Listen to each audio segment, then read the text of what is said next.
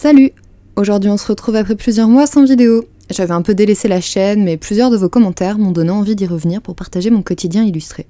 J'ai donc commencé à tourner cette vidéo où vous me voyez peindre une illustration à l'aquarelle, lorsque j'ai reçu ce commentaire sur Instagram, qui me demandait un récap de mon défi 2018 de dessin quotidien pendant un an. Ma caméra a eu un souci de batterie et prise à la fois dans la réalisation de mon illustration et de la réflexion soulevée par la réponse complexe que je pourrais apporter à ce commentaire, j'ai décidé qu'il était temps de tourner cette vidéo bilan.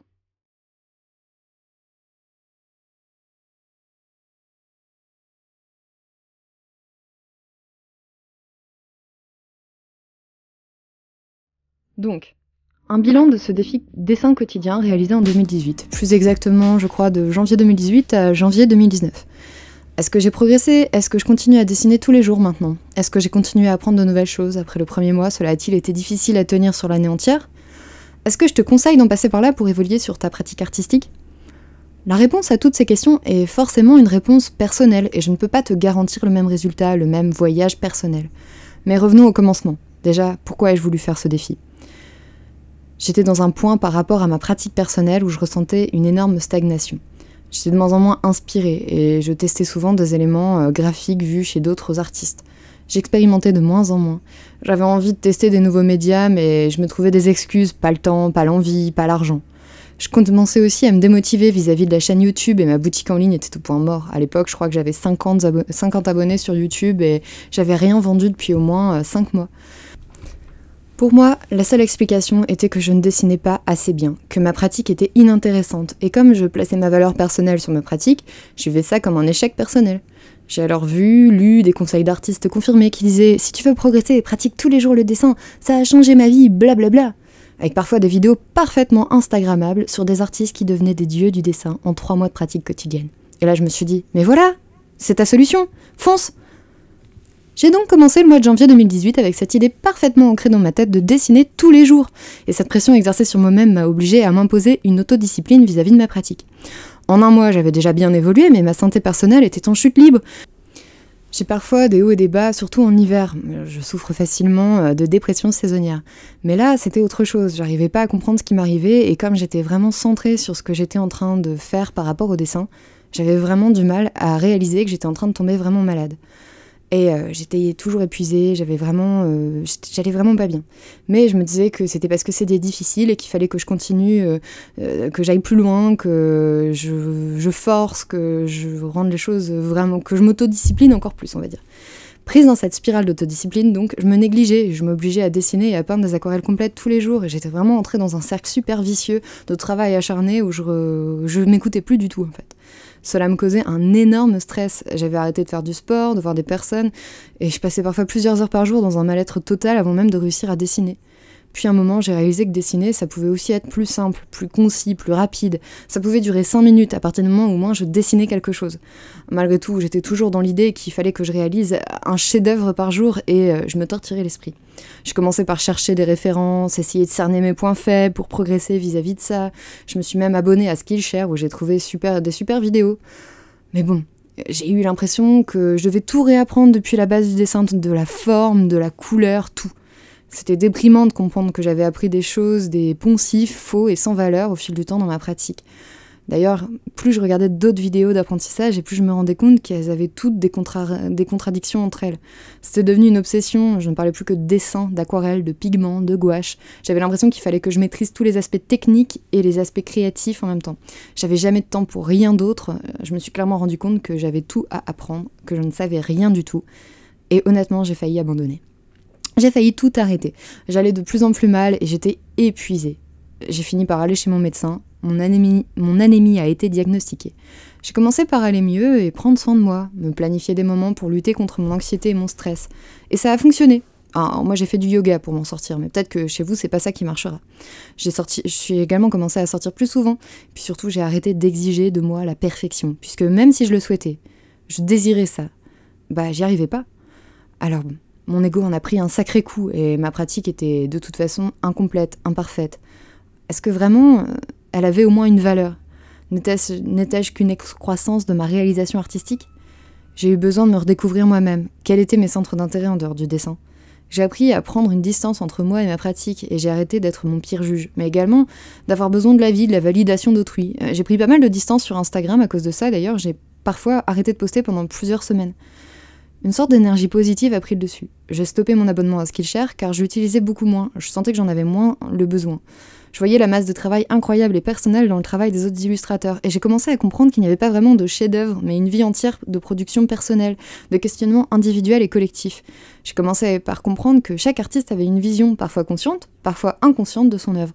Les thèmes abordés, la stylisation, les choix, ça en dit tellement sur nous en tant qu'artistes, sur la personne que l'on est, si on arrive à regarder ça. Forte de cette réalisation, j'ai réalisé mes derniers carnets de recherche et j'ai compris l'essence d'une partie de mon travail. J'ai réalisé que je parlais de mon angoisse sociale, d'isolement, de nature, de force intérieure. J'ai alors compris que je pouvais en dire plus, aller plus loin, discuter de bien des choses sans mots, juste avec mes pinceaux. J'ai découvert que les travers de mes illustrations étaient reliés à la façon dont je considérais mon propre travail. J'avais l'esprit confus et mon travail, trop tâcheronesque, trop fouillis, transmettait également ce défaut de ma personnalité. J'ai commencé à voir mon illustration comme une façon d'exprimer, de partager ma vision du monde. En parallèle, ma productivité avait bien augmenté. Je n'avais plus besoin de me poser et de réfléchir plusieurs heures sur une illustration. Le fait de devoir dessiner tous les jours était encore une grosse source de stress, et je dessinais parfois le soir jusqu'à minuit pour rattraper mon manque de temps. Mais j'arrivais à me dégager du temps pour d'autres activités. J'ai ressenti le besoin de faire d'autres choses, des choses que j'avais jamais faites. J'ai commencé même à apprendre la longboard pendant le mois de juillet. D'ailleurs, je vous mets un petit footage pour que vous puissiez voir où j'en suis aujourd'hui. L'été est arrivé, et lors des vacances au bord de mer avec mon mari et mon fils, j'ai décidé de profiter du moment présent et de m'éloigner de mon téléphone pendant 15 jours. Pas de réseaux sociaux, pas de vidéos à tourner, et les vacances. Et là, j'ai renoué avec le plaisir de dessiner, de faire des aquarelles rapides dans mon carnet, de peindre. Ce plaisir de jouer avec la couleur et les formes m'a vraiment aidé. En rentrant de ces vacances, un problème m'a sauté aux yeux. Mon bureau sombre et mal organisé. En plus de mon ordinateur fixe qui y prenait une place considérable, j'étais à chaque fois obligée, lorsque je voulais tourner une vidéo, d'installer tout le matériel de tournage. C'était pas possible. J'ai donc décidé de m'installer un second bureau réservé à ma pratique personnelle, quitte à rogner sur l'espace de mon salon. J'ai donc installé un bureau que j'ai même récupéré. Une petite desserte, un trépied. Ce bureau a totalement révolutionné ma pratique. Je peux m'y installer quand je le souhaite, dessiner petit à petit, ou bien m'y installer pendant plusieurs jours, me mettre à un petit projet, ou sur un gros projet. Je sais où est chaque crayon, chaque palette, chaque sketchbook, ce qui m'évite de chercher pendant 15 minutes mon matériel. J'ai également mon trépied qui est installé en permanence et qui me permet de tourner des vidéos bien plus facilement. J'ai ainsi pu honorer de plus en plus de gros projets sans m'épuiser. J'ai fait plusieurs illustrations pour Simonae, de suite, sans trop d'angoisse.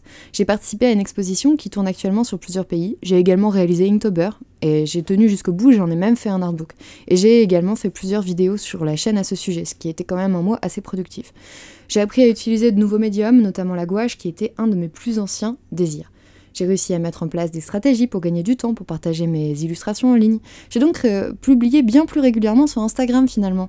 Et grâce à ça, on m'a proposé de participer à un indie market sur l'île. J'ai également pu mettre à jour énormément mon site web, mettre en place ma boutique Etsy, et c'était un sacré travail. Et j'ai même commencé à contacter des maisons d'édition, ce qui était pour moi une angoisse totale. J'ai réalisé que bien dessiner, ça suffisait pas pour faire de cette passion un métier, qu'il y avait toute une partie du travail de communication, de contact, de vente qui était nécessaire pour réussir à rendre son travail attractif. Je suis devenue très bienveillante vis-à-vis de mon travail illustratif. Après tout, qui peut véritablement connaître à 100% la valeur créative de sa production ? Je me rapprochais de plus en plus de la fin du challenge et j'avais chassé les principales causes de mal-être qui me mettaient des bâtons dans les roues. C'est-à-dire mon angoisse, mon besoin de contrôle et mes convictions infondées. Et en identifiant ces problèmes et en trouvant petit à petit des solutions, j'ai pris ma vie en main et je me suis donné la possibilité d'avancer.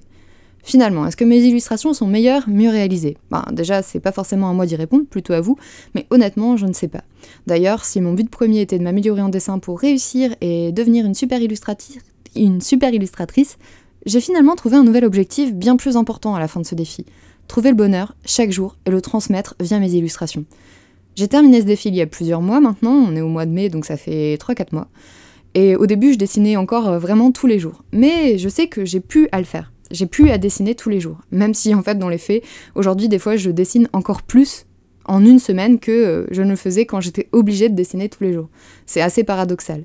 Mais j'ai l'impression de chercher autre chose maintenant, parce que j'ai plus cette pression d'autodiscipline et j'ai l'impression que j'ai un nouveau but. Et mon nouveau but, c'est d'essayer vraiment de trouver des moments d'équilibre, un peu de flow. Je sais pas si vous connaissez ce concept un petit peu, un peu trendy, on va dire. Donc ouais, plutôt essayer de trouver quelque chose, une sorte d'équilibre, un bonheur, une sorte d'instinct.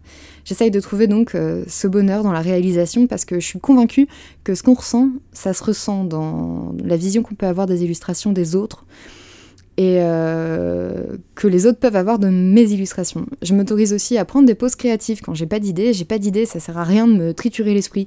Alors maintenant je sais un peu ce que je peux faire, je peux dessiner d'après référence, je peux travailler sur des exercices, des études et des recherches, mais je sais que parfois j'ai aussi juste besoin d'aller marcher, de recharger mes batteries, de marcher dans la nature, de faire des magasins, peu importe. Ce défi, ça m'a apporté bien plus que juste cette évolution artistique en réalité. J'ai depuis une nouvelle approche de mes problèmes personnels. J'ai pris cette habitude d'identifier un problème et de mettre en place une solution. Et ça, ça a changé ma vie. Même aujourd'hui, que ce soit un problème de cuisine, un problème de lave-vaisselle ou quoi que ce soit, je sais exactement comment le régler. Et ça, c'était des choses où j'avais vraiment du mal à le faire. Ça paraît trivial, mais pour moi, comme ça améliore globalement mon confort de vie, ça me donne même plus de temps pour travailler mes illustrations et donc faire des choses plus intéressantes.